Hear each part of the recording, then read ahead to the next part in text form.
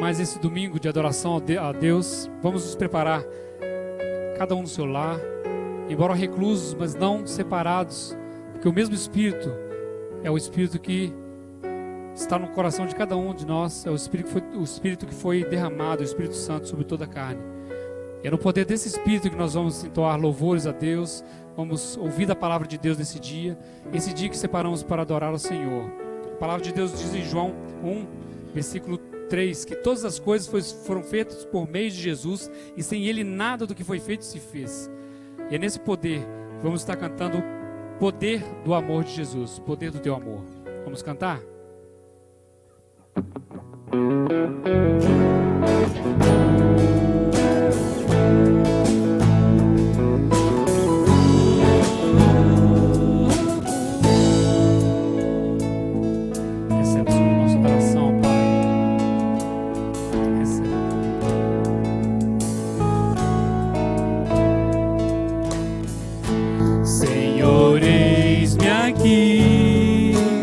Vem transformar meu ser no fluir da graça que encontrei em ti.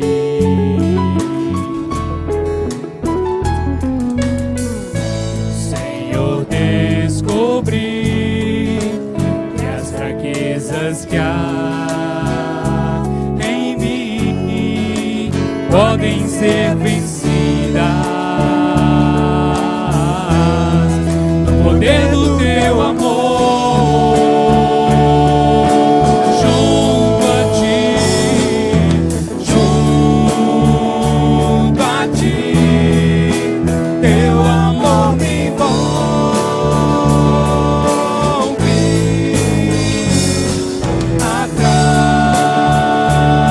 Atrai-me, ao teu lado está.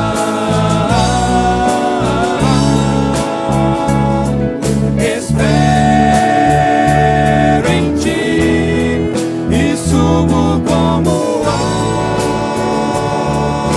águia nas asas do Espírito. Contigo voarei no poder do teu amor.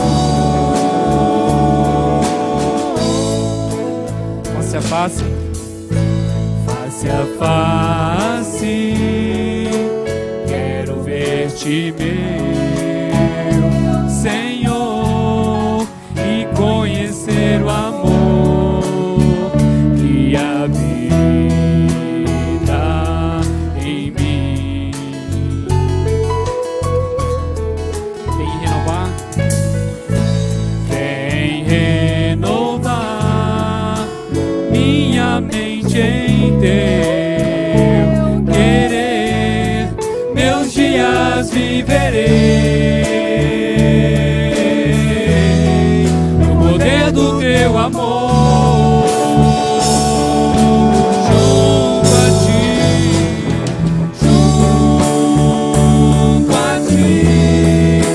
teu amor me envolve.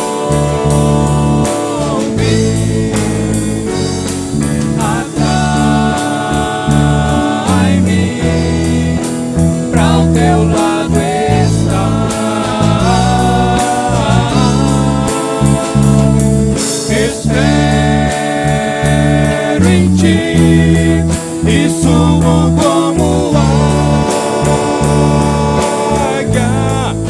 nas asas do Espírito, contigo voarei, no poder do teu amor. Junto a ti,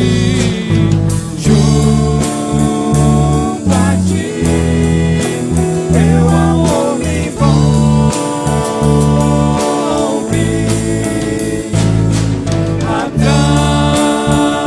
Atrai-me pra o teu lado estar. Espero em ti e subo como águia nas asas do Espírito, contigo voarei, no poder do teu amor.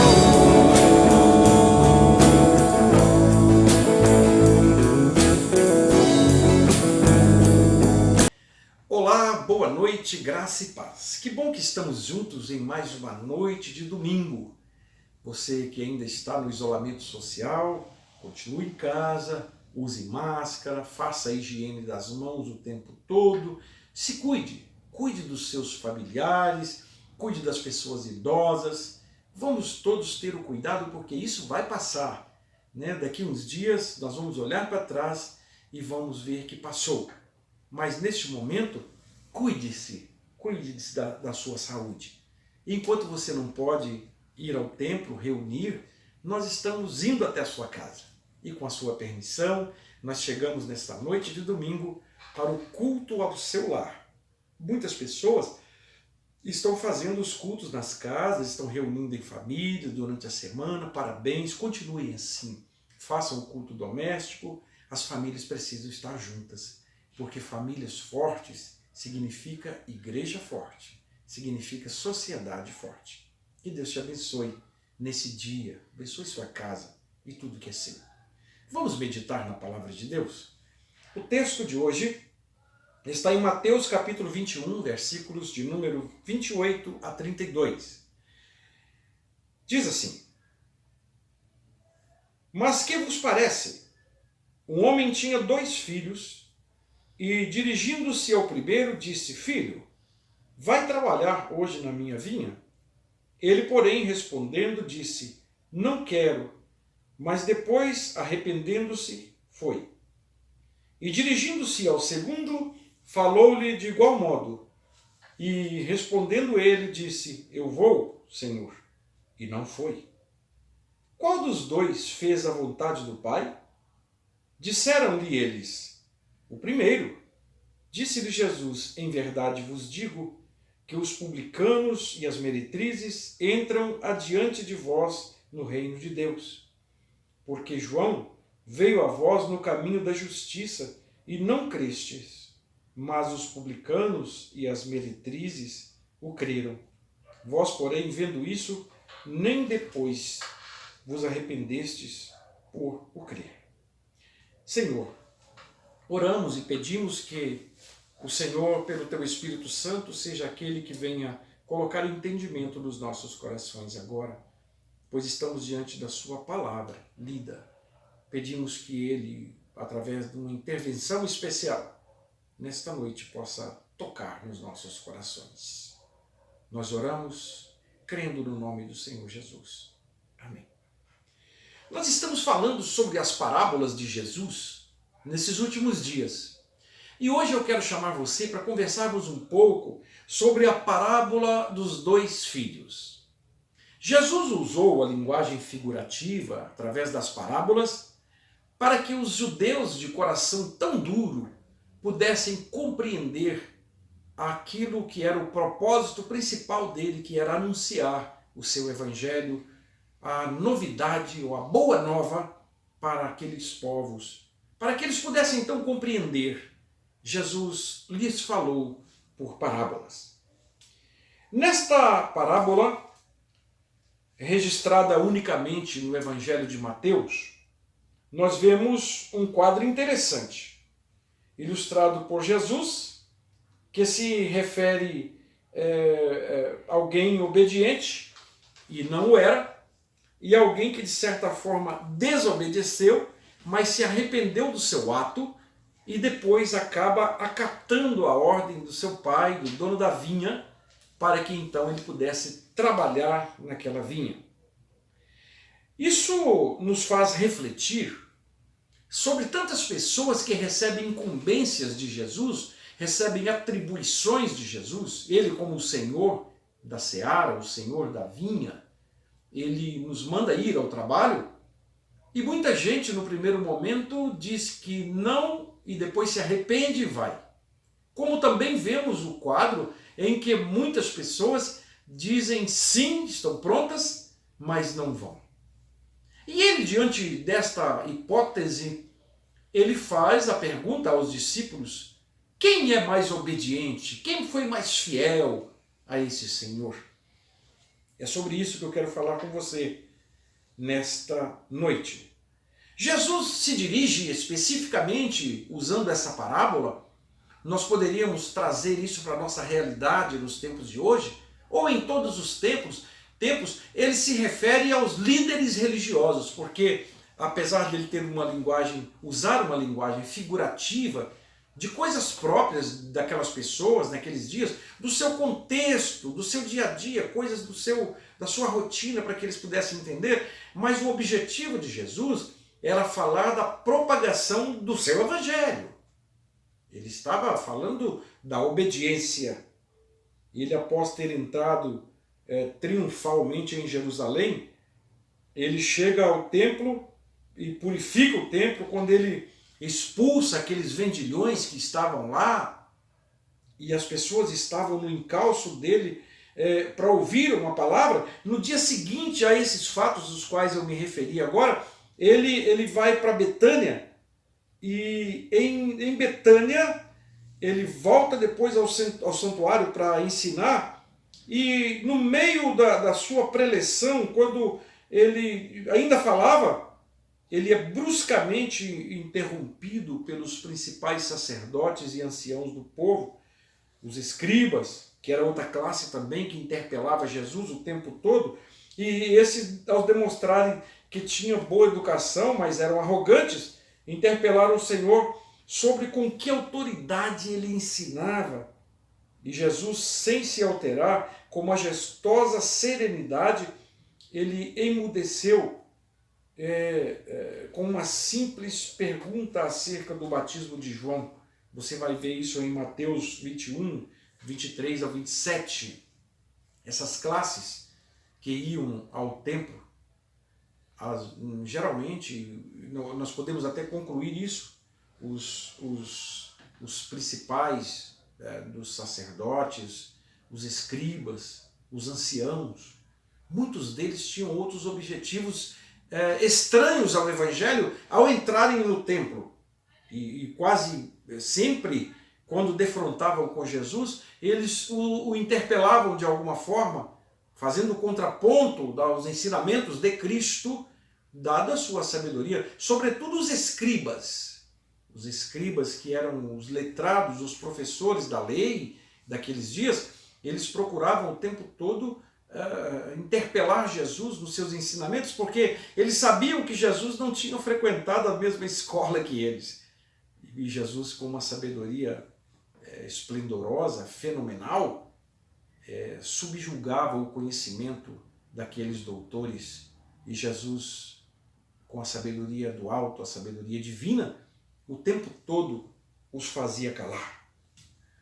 Pois bem, os príncipes dos sacerdotes e os anciãos, no capítulo 21, versículo 23, na parte C, você vai ver aí a quem Jesus se dirigiu dessa parábola, a quem endereçou essa parábola. Em primeiro lugar, aos príncipes dos sacerdotes e aos anciãos. Versículo 23, a parte C do versículo. No finalzinho você vai ver isso aí, né? Segundo os estudiosos, tratava ali de representantes do Sinédrio. Essas pessoas eram representantes do Sinédrio que foram nomeados para interrogar a Jesus. E entre eles estaria o próprio presidente da corte, o sumo sacerdote, né? E era gente que julgava muito importante. Eles se julgavam muito importante. E Jesus fala com eles de uma forma muito direta. A segunda classe que Jesus se dirige ali, como líderes religiosos daqueles dias, eram os escribas, como eu disse, lá no livro de Marcos, no Evangelho de Marcos, capítulo 11, no versículo 27. Eles eram pessoas de habilidade para escrever, para copiar e até para ensinar as escrituras, né? Na prática, eles alinhavam com os fariseus, né? Na hipocrisia. Os fariseus eram hipócritas o tempo todo, e os escribas, por serem os letrados daquele tempo, eles acabavam também se revelando pessoas extremamente hipócritas. Pois bem, vamos entender então a ilustração dos dois filhos. O pedido do pai, Mateus 21, 18, vamos ver a narrativa de Jesus ao dirigir os mestres religiosos. Ele começa de modo bem característico de quem desejava prender a atenção dos ouvintes. Ele faz a pergunta: mas o que vos parece? Jesus, depois de proferir a parábola, antes de proferir a parábola, melhor, ele já começa a dizer: olha, o que vos parece? O que você acha disso? Quando ele se dirige a essas classes às quais eu citei, os príncipes, os sacerdotes, os anciãos, os escribas, antes dele dizer a parábola, ele vai dizer para ele: olha, o que vos parece? O que vocês acham disso? E aí então ele começa a dizer, né? Um homem tinha 2 filhos e tal, e numa exposição, num estilo bem oriental, semelhante à parábola do filho pródigo, né, que está lá em Lucas 15, ele usa de atitudes opostas, mas ele mostra nas atitudes o caráter dos homens, dos seres humanos, como fez no filho pródigo, né? A atitude do desobediente, mas também a atitude de um pai que acolhe, mesmo no ato de desobediência, e a atitude também do outro filho que se considera menos prestigiado quando o outro que saiu, que desobedeceu, volta para casa e o pai lhe oferece uma festa ou lhe recebe com uma festa, né? A atitude paternal, no versículo 21, a parte C do versículo 28, nós vamos ver então aí, primeiro o pedido do pai, né? E nós vamos ver algumas coisas aqui. A atitude paternal, na parte C do versículo 28, o pai dirige ao filho e lhe pede: filho, vai trabalhar hoje na minha vinha. Nós vamos analisar aqui o vocativo, filho, né? Nós vamos entender que o dono da vinha demonstrou um gesto paternal, amoroso, chamando-o de filho. É uma atitude amorosa, próxima, né? Ele devia certamente ser o mais velho daquela família, porque o pai tratou com ele primeiramente, né? Bom, vamos ver aí algumas atitudes aparentes, para a gente compreender bem essa parábola. Do primeiro filho, versículo 29, este, curiosamente, a princípio parece ser o filho desobediente que estava disposto a não atender o pai, e ele teve então 2 atitudes. Bom, a primeira foi de uma grosseria incompreensível. Sem pensar melhor, ele respondeu ao pai secamente, talvez de uma forma até mal educada, né? Não quero. Você vai observar isso lá no texto. Ele é contundente. Quando ele recebe a ordem do pai para ir trabalhar, ele responde de imediato: não quero. Bom, a segunda é absolutamente oposta à primeira, quando ele se arrepende e volta atrás, né? E resolve cumprir a ordem do pai. Há pessoas que não querem atender o chamado de Deus na vinha do Senhor, e a seara precisa de obreiros. Jesus continua mandando, ele é o Senhor da seara, ele continua mandando o filho ao trabalho. Quantas pessoas têm dito para Jesus, literalmente, de forma contundente: não quero, não vou. Quando se arrepende e vai depois, ainda é uma bênção. Mas olha, o primeiro momento, que é desanimador, muitas pessoas usam a expressão até pejorativa, dizendo um não com letras garrafais para Jesus, né? Nós precisamos analisar então alguns fatores que atrapalham ou que influem a decisão das pessoas na igreja chamadas para fazer a obra de Deus. Essa parábola mexe conosco quando o assunto é trabalho cristão. Há pessoas que dizem simplesmente não queremos.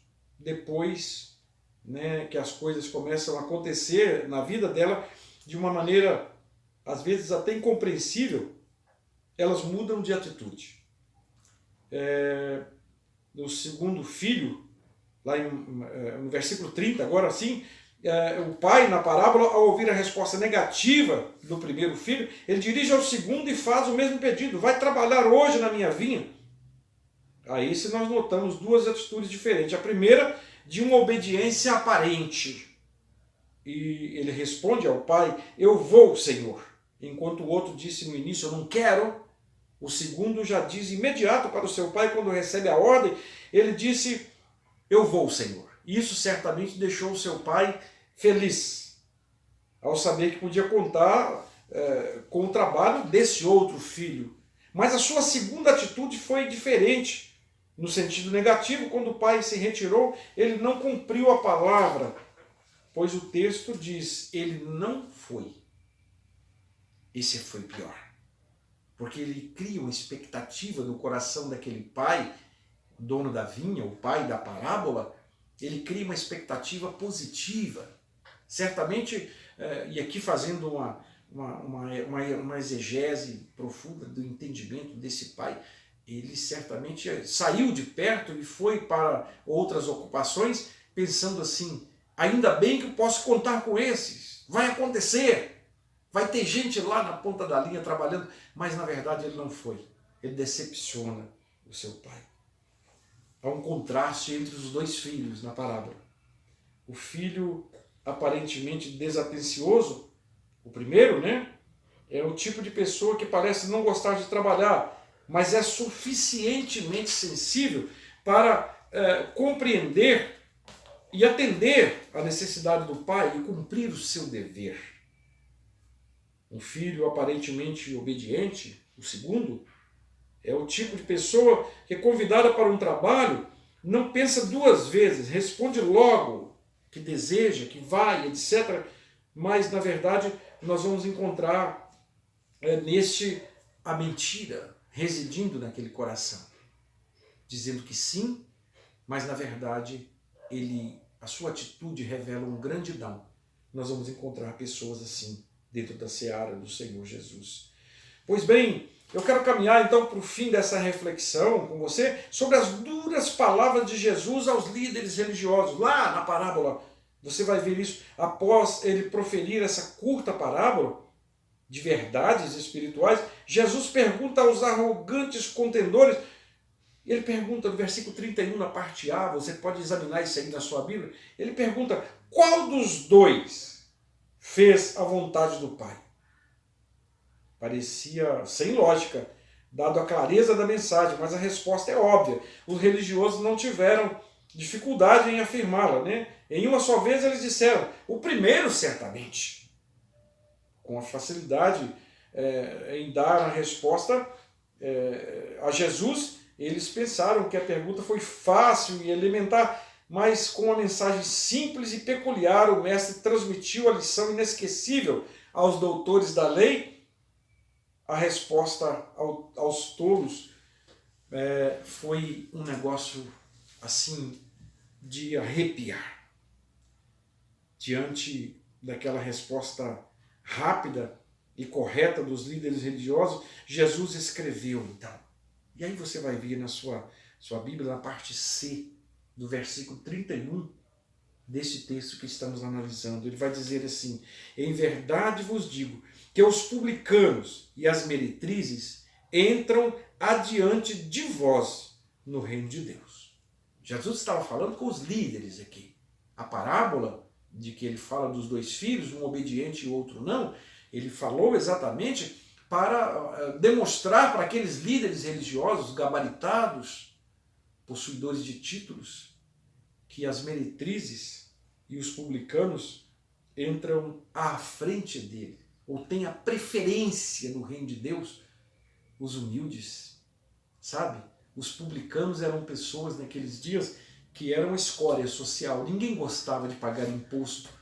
e os publicanos eram cobradores de impostos, eles eram odiados pelas pessoas, e esses publicanos se humilharam diante de Jesus. Exemplo disso foi Zaqueu, né, que ansiou encontrar com Jesus. Zaqueu era um publicano, e olha que ele declara na sua conversão que ele tinha defraudado a muita gente com a sua autoridade, abusando da sua autoridade, e ele declara que ele ia restituir aquelas pessoas as quais ele defraudou em 4 vezes. É muito interessante. Os publicanos, cobradores de impostos, a serviço do Império Romano, ocuparam a Palestina durante o ministério terreno de Jesus. Eles eram tão odiados, eram considerados grandes pecadores. E aqui Jesus aponta para eles, para essas pessoas, sabe, para os publicanos, que eles tinham a precedência sobre os religiosos de carteirinha no reino de Deus. A segunda classe que Jesus faz referência aqui é as meretrizes. Assim como hoje, as mulheres vendiam o seu corpo em troca de dinheiro naqueles dias, e no tempo da parábola, que nós estamos aqui reflexionando sobre ela, elas eram consideradas uma atividade vil, desprezível, abominável até. No Antigo Testamento não se aceitava o salário de uma prostituta na casa do Senhor. Tudo isso acontecia. Deuteronômio 23, você vai ver isso lá. Mas essas se colocam diante de Deus em ato de humildade, e fico pensando daquela outra parábola em que Jesus se assenta na mesa para um jantar, e que aquela mulher pecadora, o texto lá fala pecadora, certamente uma prostituta, vem e beija os seus pés, unge os seus pés debaixo da mesa, sabe? E secava ali com os seus cabelos. E Jesus salva aquela mulher. Essas classes sociais, consideradas escórias sociais, são seres humanos que precisam de ser alcançados pela misericórdia de Deus. Os hipócritas, piores que os publicanos e as meretrizes, estavam ali representados pelos escribas, pelos fariseus, os saduceus, os príncipes dos sacerdotes. Esses eram os hipócritas, piores que os publicanos, piores que as meretrizes. Por isso Jesus vai dizer, os publicanos, versículo 31 na parte C, os publicanos e as meretrizes precederão vocês, irão diante de vós no reino de Deus. A parábola nos leva a considerar que o importante para Jesus não é apenas ser líder, mas a fidelidade e a obediência à palavra de Deus. O que o Senhor deseja é o fruto de um trabalho dedicado com a sua vinha, o seu reino, a sua igreja. Cristo concluiu a parábola no versículo 32 e passou em rosto a incredulidade dos líderes religiosos com referência explícita à pregação de João Batista, o qual veio no caminho da justiça e apareceu no deserto da Judéia. E ali ele fala de João Batista, e eu me venho à memória que agora, e você já deve ter lido, quando João Batista aparece pregando para os judeus, ele os chama de raça de víbora. Quem vos ensinou a fugir da ira futura?